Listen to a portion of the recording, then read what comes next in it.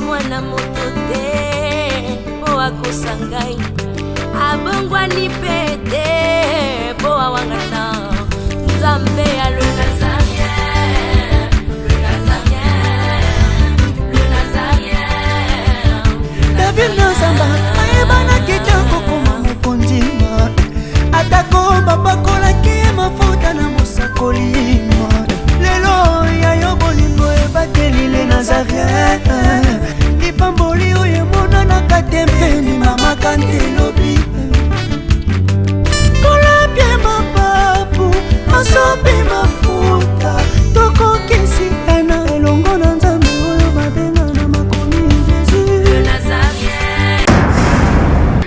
Prophète, oko enseignant ngata batu de mela ba prophétie ekokisa marapete. Oko sakosara ba mama batu. Oh papa, yo pasteur otambola na jeep, diacre lando na sima tambola mako. Bon, nakoza wa mwa mukene akoyeba. Pasteur, prophète, kondi mebele ebela ba chômeur na église mais pasteur prophète atsomba lupangu tangu mususu na Gombe. Pasteur ayaka libumu munene a général susu te. Moutake na église ole wa enseigner yozolo baneke Dieu te bénisse. Reçois fire. Parce que ezanini. Le verset le plus court na kati ya Bible ezali verset nini.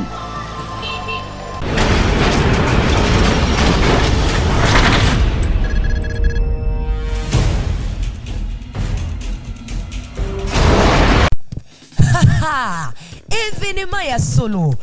Les Nazariens a pésibiso nyonso cadeau. Au numéro 1. Émission ya Yambo Toko Yambela Bino, l'apôtre Joseph Chopa. L'apôtre Joseph Chopa à Koleka. Ensemble avec vous. Surprise na les Nazariens. Nulle part ailleurs qu'à Awa. Cadeau. Il y a fin de l'année. Il y a un moni bolingo na biso na bino. Ezomata. Akia suli ya kokiasu. Afiunu kisi ya kofiunu kisa. Atomuti ya kotomulisa. Amatisi ya komatisa. Mebotu nanga. Kado ango eza nini? Eza le 12. Le 12e mois na 22h30. Borozwanga a live na sala nanga bémission.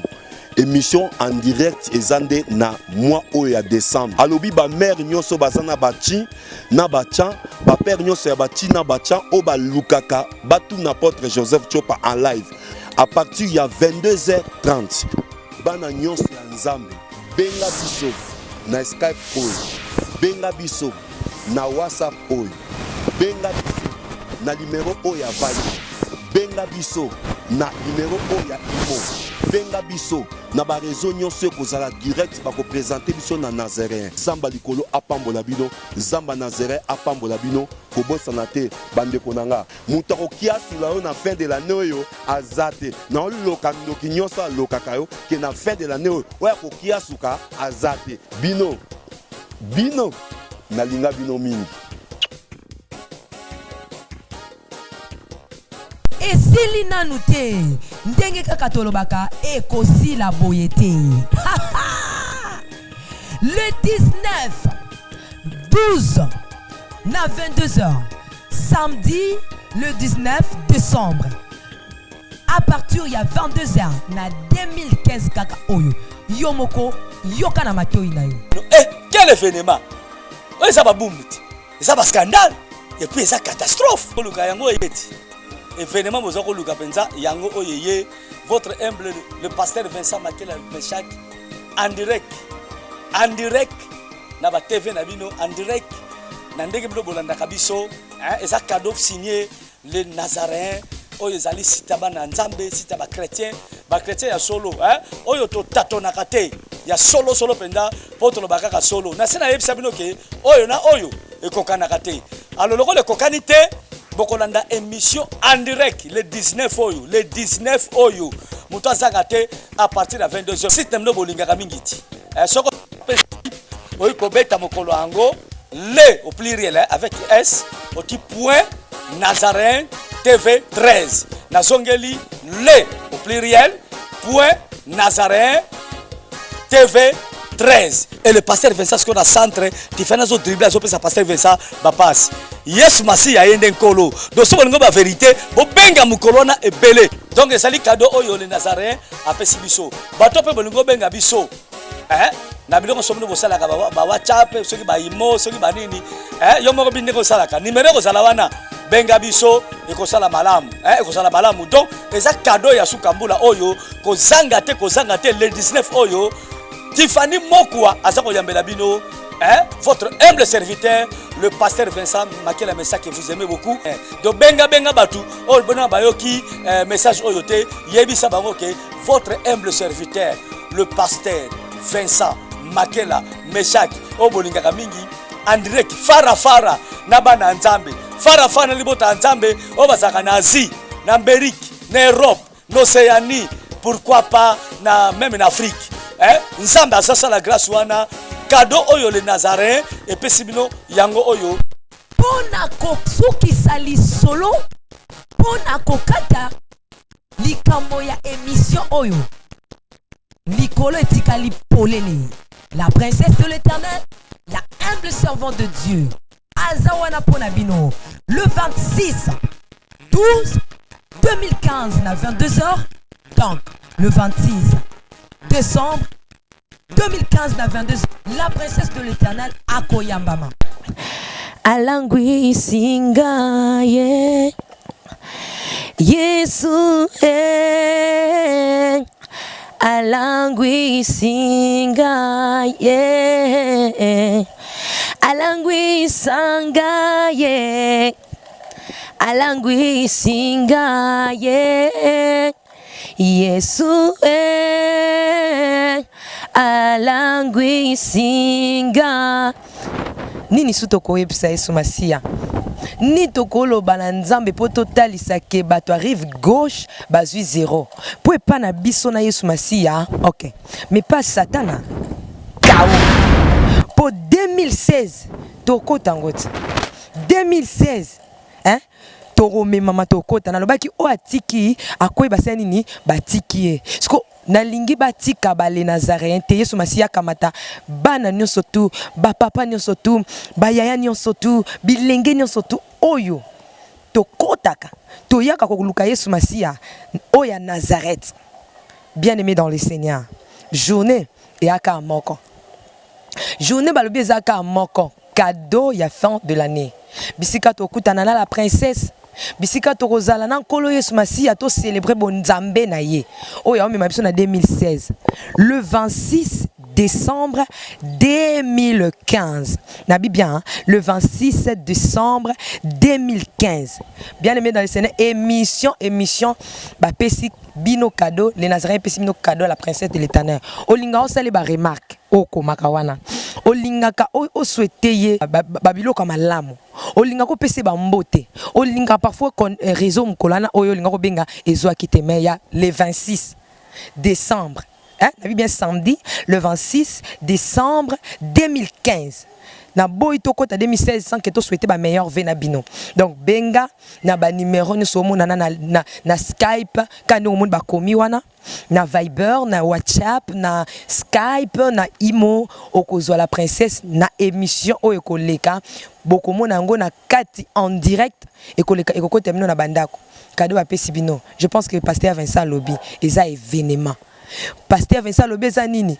événement ya makasi émission makasi bo Rolanda yemo déjà Lobi l'apôtre Chopa atikali simate a Lobi bantina bancha et royal sous mutako kiasuka yo azate et Lobi na apôtre Chopa mutako kiasuka yo azate po awa toza ok mais bato arrive gauche bazak na rassuré yo olingo tout na sur album pour déjà eza na bandaku na bino côté olingi ba yembela bino nemba banzembo nyonso tu oyo ko linga o sepe na album olbike si Tiffany yemba kata atakaka motema etondi nde lobaka bien poezi nyonso ya motuya nasi natondi bolingo na yo yesu nzambe na ngai miso emoni preve edutaka te ete nase motema yendima wi nasi namoni bolingo na bino nasimbi mpe bolamwa nzambe yesu e olingi otuna ye mituna olingi opesa mbote olingi osolola na ye olingi osala baremarke opesa conseil mpo na le nazaréen kota na ligne kaka na banimero oyo mpo na sms komela biso en direct ya émission tokotanga yo en direct ya émission bokosolola na basali ya nzambi wana en direct ya émission okotuna mituna na yo mpe ekoleka na le nazaréen le nazaréen avec Jésus-Christ tout près chez vous. Bien-aimés dans le Seigneur, à ne pas manquer. Rendez-vous à ne pas manquer. 3 samedis spécial. 3 samedis spécial. Le 12, le 19, le 26, à partir de 22h, on est ensemble. Il n'y a pas de souci. Bonne année, meilleurs vœux.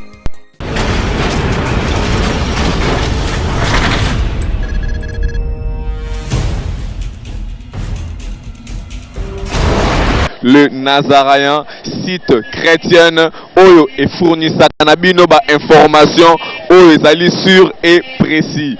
Bien-aimé dans le Seigneur, le zali mokola dimanche, kaka ndenge bozo mona, nga la fanda inanga. Batu bazo kota, batu bazo bima. Toye bate, ba kende wapi? Toye bite soki ba uti ba bar, ba ozo ngandaku, to ba uti église. Soki ba uti église. Bauti kozwa nini. Nzambalola.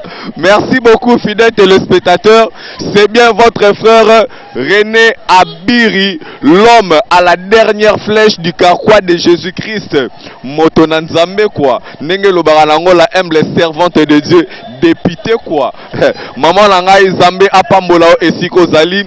Na wana bien aimé de le Seigneur tozoko ba toujours na événement na biso topé na émission na biso to salaka chaque dimanche. Le zali dimanche le 13 na kiti sur le terrain car lolenge bozomona na ye na méchant ya kosarana te. Na ye vraiment la méchant.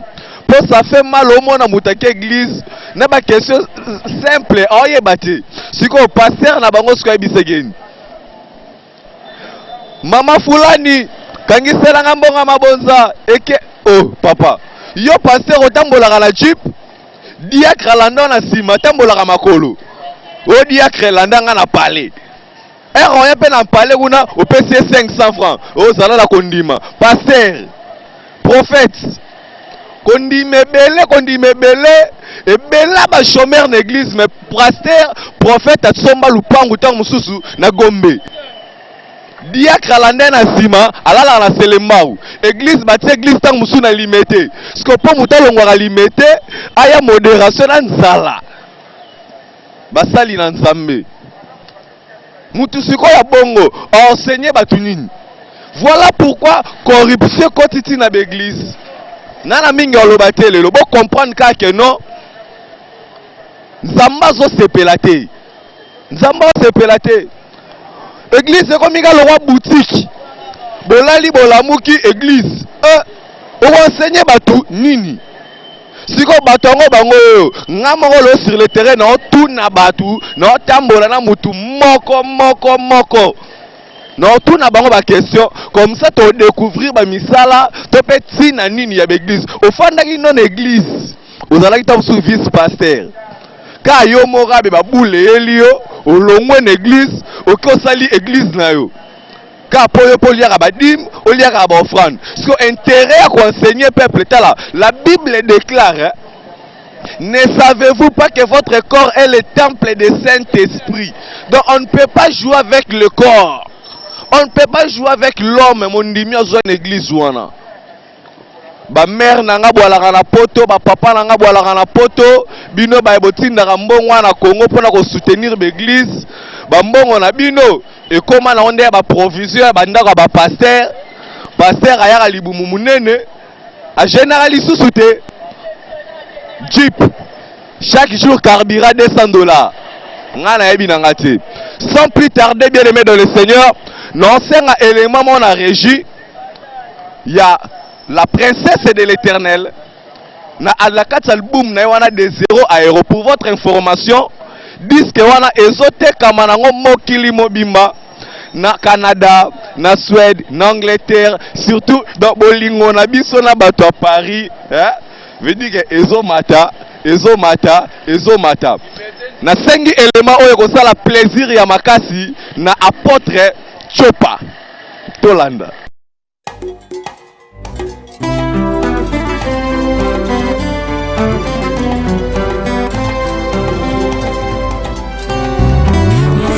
Motema ezalaka semoko bapesaka na moto yo olingi ngai na ndima napesa na masiya po ezali kita moko kati ya motema ezali ya moto ya oyo moto ekoki kopesa na bonzambe na yo na langwe bolingo na yo elobisi ngai oyo ozali mpo na ngai natali solo ya bato te kasi monene na yo masiya alangwisanga ye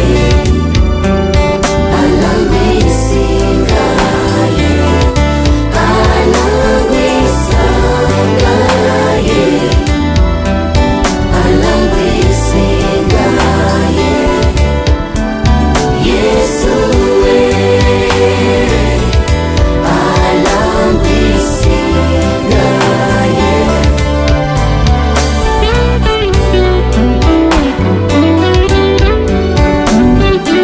Merci beaucoup Mingi na staff technique Mobimba. Je veux dire que tu auras l'icolo. Bon, la princesse de l'Éternel, la humble servante de Dieu. Waouh, maman Tiffany mo quoi. De beau comprendre que non allez là maman la grande fort pour na marambo azo sala. Hein? Jeune fille à boyer. Donc, andi melane nzambe quoi.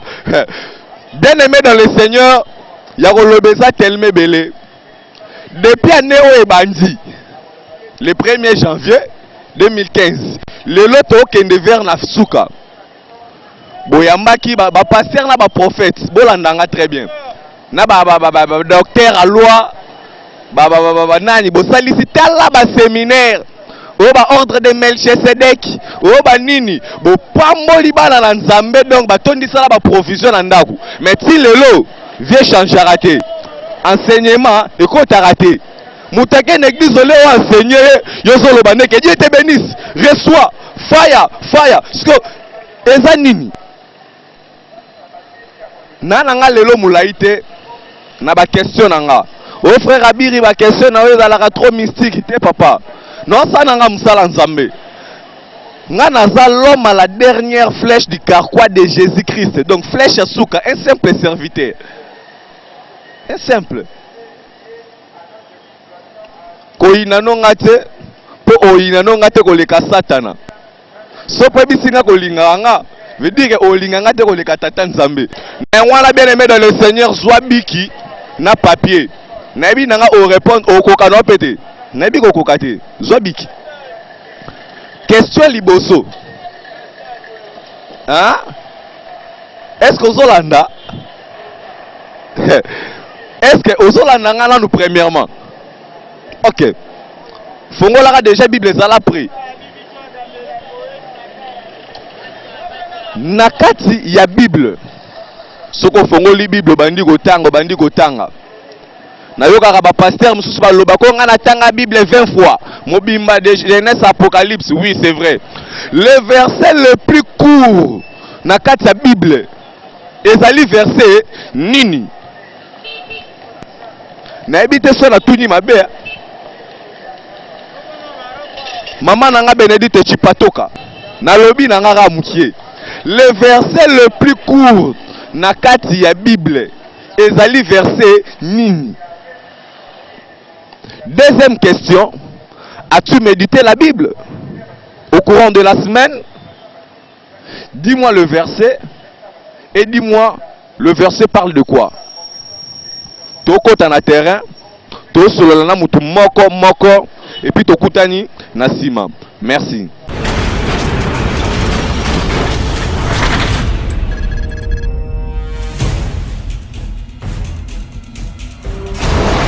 Pour vos annonces, vos prédications, vos clips, vos vidéos et autres, il n'y a qu'une seule adresse. N'hésitez pas à taper www.lesnazareth.com. En ces jours, nous sommes en pleine promotion. Extra matraquage. Olingi promotion ya produit na yo e bana monde entier. Olingi actualité, Olingi visibilité. Contactez les Nazarens, 100% chrétiens, toujours aux amis.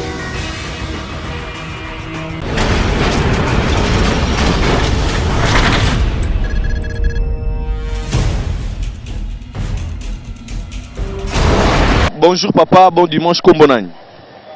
Bonjour, comment on a frère Gires? Frère Gires, au Sambelara. Bon, na sambela soute église kala penza pona ngai. En tout cas, église kala. Frère Gires na kalawana okota église. Tu as une question moko ya otuna yo ya koyeba verset ya mokuse na kati ya Bible. Ezali verset nini? Frère, question mi balé ezali na semaine o mobimba o méditer Bible. Bon, nanda ko mwa mukia, nanda uga mwa mukia bandenge wana. Verset nini gaso otanga yi? Bon, verset moko na mona ezaka ke si Dieu est pour nous, qui sera contre nous? On a natanga ki mwa mukia yango wana. OK papa na ngai. Bon, elo moko na osepela pe fona sepepe na émission na bino makasi. Mais là au moko pe za émission moko bien penza ko passer même cette ba pèse mususu pe ko zo ba enseignement pas bato. Pour ba makambo eza pe za ba makambo to mona bilé pa na kati ya Congo atukoloba. Ba pasteur lelo ba ote ya bato te. Ekomi ka tia mabonza to ton église to sela kingani to sunga mutu frère. Dozo mona penza ke yango penza yanga la pa na kota na nga sous prière te. Do mona prière do matin penza malonga to zo ezate. Pasteur Oteo bana le 1er janvier, ti décembre le 31. Donc tu as sorti le 1er janvier, ti le 1er janvier. Okangani na mutu. Bénédiction la bénédiction. Siko enseignement nini ozo la mutu. Enseignement moko malonga te. Enseignement ezate, do enseignement ezala ngote. Ya malonga ezate. Ya solo. Oh, ya solo ko papa. Bonani to sambela ravi. Bonjour, ngakomola ngai tonton chéri. Na priya kala vraiment na priya kala ngala kota na ngala sema bokoko pour le levement to komona be église ebele comment exploiter batu quoi batu ba en église apesi thème mususu akoti suna mara mususu donc to ke nulle part alors vraiment to ke nulle part vraiment to changer vraiment église. Merci beaucoup ndeko, merci nazo mona za nelonga déception be église hein. En tout cas, papa journaliste, non lobby vraiment voilà. En tout cas, OK papa langa na mokuse verset ya mokuse na kati ya Bible. Ezali verset nini? En tout cas, manga da côté église kala na yebi ngote. Pona nini? Na yebi te parce que bango baba na sujet mususu bakesu na sujet mususu. Ba bouleverser ba verset. Yango moni mwana kangata la mutu ezala raté. Merci beaucoup. Merci beaucoup Zambé Apambolo. Bonjour maman Kombona Nipo Sambela Ravi. Bonjour, comment on a Marley, la Sambela catholique, la parole Saint-Pierre. Veut dire que Moussala Bassango redéfendre en hein? Oui, la défendre. OK maman nanga toko koyeba verset ya mokuse na kati ya Bible. Ezali eza verset nini pe ko même na elobi nini? Verset ya mokuse na Bible eza Jean 11:35. Balobi o elobi que Jésus pleurant. Jésus pleurant. Jésus pleurant. OK, question Yami Balezali Boy maman nangai. As-tu médité la Bible au courant de la semaine? Bon. La semaine na médité vraiment la Bible mais chaque semaine tu as ma formation ya bilinga minda batangela biso batangela so.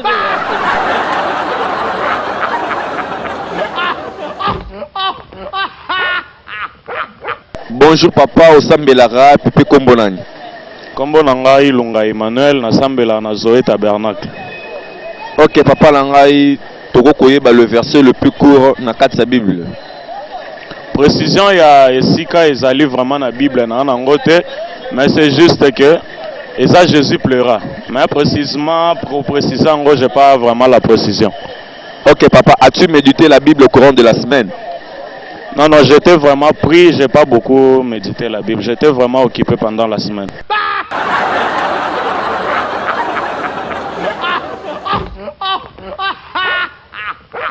Bonjour. Kombo nani po sambela rap? Kombo nanga Jésus Kazadi. Nasambela na EJCC sans fil. Ok, papa nanga tokoyeba le verset le plus court na kati ya Bible. Verset le plus court de la Bible, le plus court de la kati ya Bible, c'est Jésus plaira. Ok, papa, as-tu médité la Bible? Comme méditer. Bon, la cour à semaine, vraiment, vu que la semaine, ils vont mater.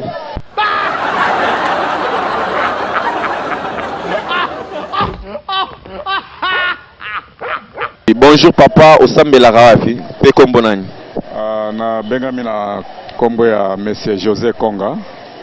Nazali chrétien, mais je suis chrétien qui a cru au message du temps de la fin. Oui, en dehors de ça, je prie à Massina, quartier 3. C'est là où je pars maintenant prier. Merci beaucoup papa. La question est la suivante. Le verset le plus court de la Bible, et ça nous dit quoi? Bon, selon ce que je lis, selon ma petite connaissance que je sais bien que le verset le plus court de la Bible, ça se trouve dans Jean 11, 35. Là où on a écrit que Jésus plaira. C'est ce que moi je connais. S'il y a une autre version, bon, là, je ne sais pas tout ça, parce que la Bible est grande. Hein. Ok, papa, as-tu médité la Bible au courant de la semaine? Bon, ça c'est mon devoir de chrétien. Un chrétien doit méditer la Bible chaque jour. Le verset vous avez médité? Bon, souvent j'ai médité sur Jean chapitre 1. Qui parle sur au commencement était la parole était avec Dieu et la parole était Dieu. C'était pour parler un peu de la divinité de notre Seigneur Jésus-Christ. Bonjour maman, bon dimanche, kombo nani po sambela rafi? Kwa mama Micheline Kishwe na sambela na film na Vista 6. Ok maman, bazolando monde entier mobimba. Question ezali koyeba le verset le plus court na Bible, ezali verset nini? Jésus plaira. Eza verset mon roi mukuse. Ok maman, na semaine mobimba otanga ki Bible? Natanga la Bible. Otanga ki verset nini? Natanga na Psaume 23.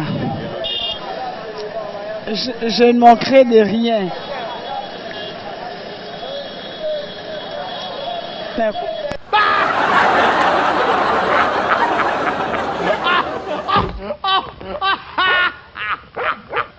Kombo nanga Fifi nasambela Pierre de Jasper. Ok maman Fifi, le verset le plus court de la Bible, P et Lobini. Genèse 1, verset 1, et le la commencement était la parole. Merci beaucoup maman. Au courant de la semaine, as-tu médité la Bible? Oui. Sur quel verset? Verset Genèse 4.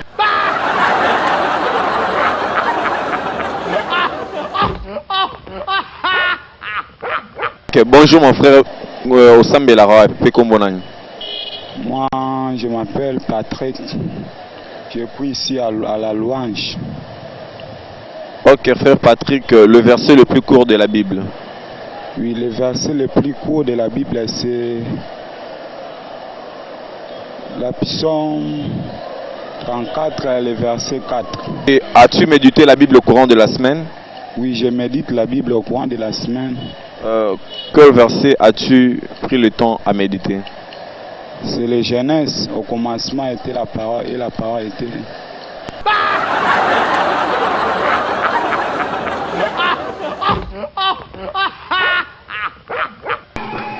Merci beaucoup peuple de Dieu, merci beaucoup. Nabande konyo soto balingaka frère Abiri, l'homme à la dernière flèche du carquois de Jésus-Christ. J'espère que bino moko boyoki lolenge nini bana ba ya ba prophète, bana ba docteur, bana nayebi te so banani tobenga bango lisu na mboka oyo ebela convention na suka nango peuple de Dieu va bénéficier de l'eau mon côté. Et puis l'église on peut bongo la pe système. Ma bonza pe comment pe ba montant. Enseignement pe moins. Ngana comprendre ça. Le livre le plus court de la Bible. Prophète ce qu'on enseigne on ta batu de bela ba prophétie et ko ki ça m'a répété. Pourquoi ça ko sara ba maman batu. Ce n'est pas normal. Basali na nzambe ba papa langa o bosali la nzambe vraiment na bosolo tikete nzamba pambola bino nzamba pambola basali na nzambe nyoso tout bien-aimés dans le Seigneur sans plus tarder to komi na suka ya émission na biso to sala mokolo lelo dimanche ba meilleur vœu na bino nyoso tout bolingo nanga na bandeko nanga ya France ya Belgique Angleterre Tunisie Afrique du Sud ezomata Zambe apambola biso baso tout ceux qui espellent sakio au commenter na commentaire na espace o ezali wana et puis au benga na ba numéro o ezali affiché na se ya écran na yo wana. Je commencerai premièrement s'il vous plaît à dire un très grand merci na staff technique Mobimba, que Dieu lui bénisse. Javini Makesa double brassard et confirmant nango maman Maria Mpiame que je dis aussi meilleur vœu bisika zali. Le sénateur Berthe Mampaka, autrement dit Berthe Mosolo. Meilleur vœu, Tokutani, à la prochaine.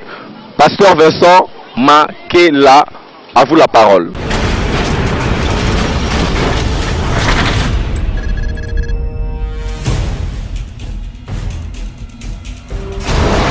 Pour vos annonces, vos prédications, vos clips, vos vidéos et autres, il n'y a qu'une seule adresse. N'hésitez pas à taper www.lesnazareth.com. En ces jours, nous sommes en pleine promotion. Extra matraquage. Olingi promotion ya produit na yo e bana monde entier. Olingi actualité, olingi visibilité. Contactez les Nazarens 100% chrétiens, toujours vos amis.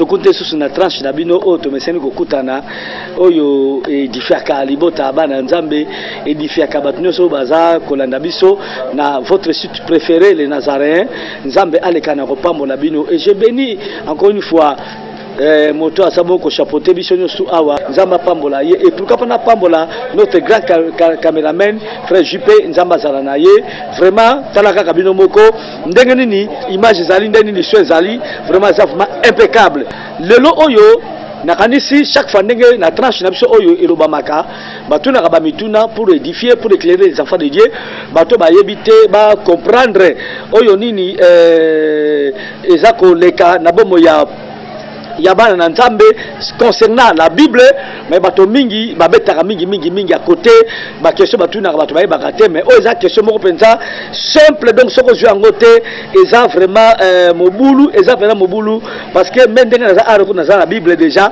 eza ngo verset moko eza ngo pena makasité mais bato baso e bango te donc mutu le trombe lelo oyo verset ya mokuse na Bible eza nini verset ya mokuse na Bible eza bongo na mukana Jean chapitre 11 verset 35. Voilà eza yango wana Jésus plaira. Mais bilomo boyo kindengeli bato mususu ba zonksi ba mituna misusu ba zonksi pe ba zui ba mususu ba beti à côté ba mususu ba lobi biloba ba mususu donc c'est ça yango moni to beta kasete libota ya nzambe eye ba Bible. C'est très important. Parce que la Bible dit qu'au commencement était la parole, et la parole était avec Dieu, et la parole était Dieu. Donc, l'Iloba Ngonde Zali Nzambe. Ce qui m'a dit l'Ilobate, Nzambe pe azana kati ya bomo na yete. Mais ce qui m'a dit l'Iloba, moto azobo manzambe na motema na ye, azobo manzambe na bomo na ye. Donc, ezali Jésus plaira, o ezamu na mukanda ya Jean, chapitre 11, verset 35. Donc, c'est ça. Soko bakite au jubina fei au komi peut être à la bongo branché na bomo na yo soko au juango au la Bible tangi na mukanda Jean au romona et ça dans chapitre 11 verset 35 na kotanga ngo balobi boye Jésus pleura net soki le caméraman na biso l'intervention ko zwango eza penza awa yango oyo Jean 11:35 omone eza kaka mukuse muke penza yango oyo Jésus plaira.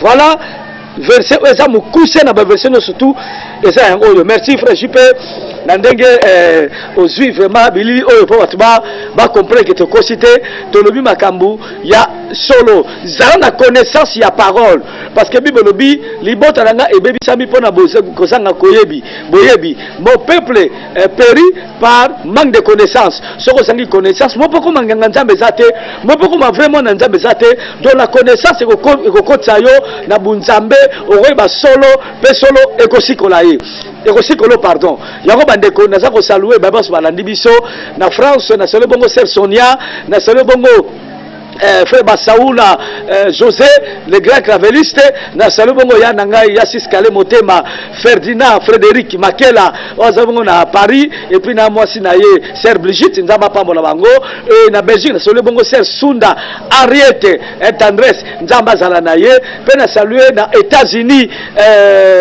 Patrick Kamanda l'international na mwasi na ye Ser Moyuma nzamba pambola bango do bananga nyoso tu o bazana poto bazana na Canada na France tout ça banini na saluer bino mais bobo ça teke le 19 oyo nde sombele suka bisanga pasteur Vincent elongona na la présence de l'Éternel la chefté na parler céleste o zabo na pointe yeso sala ba retrait ngana nza babi to zabongo le 19 oyo ko sangate la na le Nazaréen na 22h juste tobandi émission en direct yom tozana Skype pozana na ba réseau nyo surtout yo bengaka okozomso en direct poto zana yo elongo il y a pas de souci je crois que vous allez satisfait d'aba mituna oyo kotuna donc rendez-vous ezaka moko mikolo oyo le 19 na le Nazaréen na en direct pasteur Vincent na bino fara ekozala penza malamu tika nzamba pambola bino.